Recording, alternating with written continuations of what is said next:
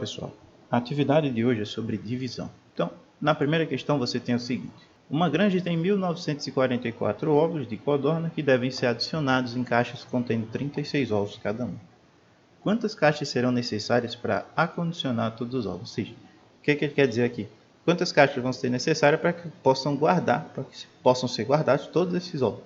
Então eu vou dar um exemplo aqui para a primeira questão, certo? Então digamos que na granja você tivesse 1404 ovos, certo? E você, em cada caixa, coubessem 26 ovos. Então o que você faria era dividir 1404 por 26, certo? Então o que você vai fazer é dividir 1404 por 26.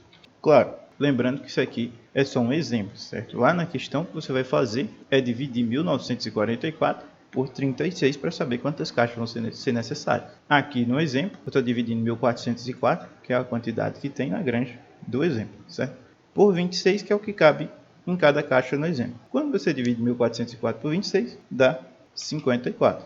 Ou seja, a resposta seria 54 caixas. E com isso a gente tem um exemplo da primeira questão. Vamos lá para a segunda questão. Qual é o valor de... Aí você tem aqui em cada item diz 7 vezes 39 e de 237 por 7 e de 237 por 39. Então, se você observar aqui, o que vai acontecer em cada um desses itens é que você vai estar fazendo multiplicação e divisão entre quocientes e divisores. Justamente porque a ideia da questão é mostrar que o inverso da divisão é a multiplicação, certo? Então eu vou resolver a letra A como exemplo e aí vocês resolvem as demais. Então na letra A você tem 3 perguntas, em cada uma delas você tem 3 perguntas e você vai resolver cada um desses itens. Não é uma questão de marcar. Então você tem 7 vezes 39. 7 vezes 39 é 273. Então aqui ele faz outra pergunta. E 273 dividido por 7. Ora, veja, se 7 vezes 39 é 273, então 273 dividido por 7 é 39. Se 7 vezes 39 é 273, se você divide 273 por 7, dá 39, certo? E se você divide 273 por 39, vai dar 7. Isso justamente porque 7 vezes 39 é 273.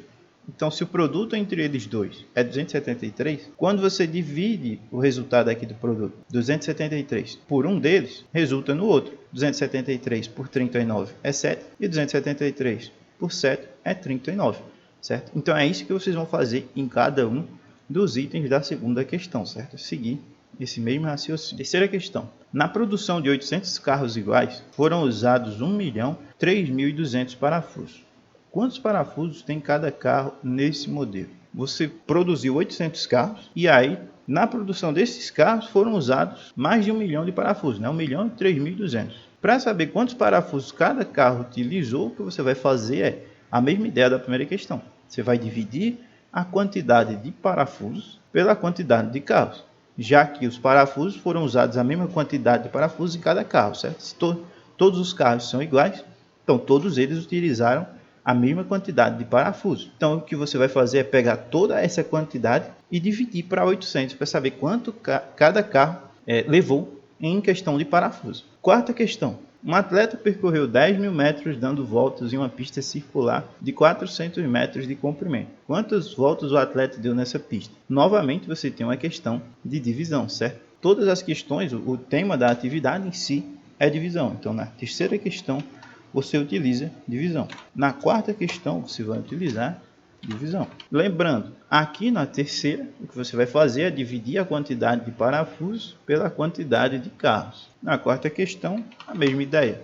Se ele percorreu 10.000 metros, o atleta, e a pista tem 400 metros, para saber quantas voltas ele deu, você tem que dividir 10.000 por 400, certo? Então, você divide todo o percurso pelo comprimento da pista. Quinta questão. Para percorrer 352 km, um carro consumiu 32 litros de gasolina. Viajando nas mesmas condições, quantos litros esse carro vai gastar para percorrer 451 km? O que você tem que observar aqui é o seguinte. Primeiro, você vai utilizar essa informação aqui que vem em primeiro lugar. Você tem 352 km percorridos e consumiu 32 litros de gasolina.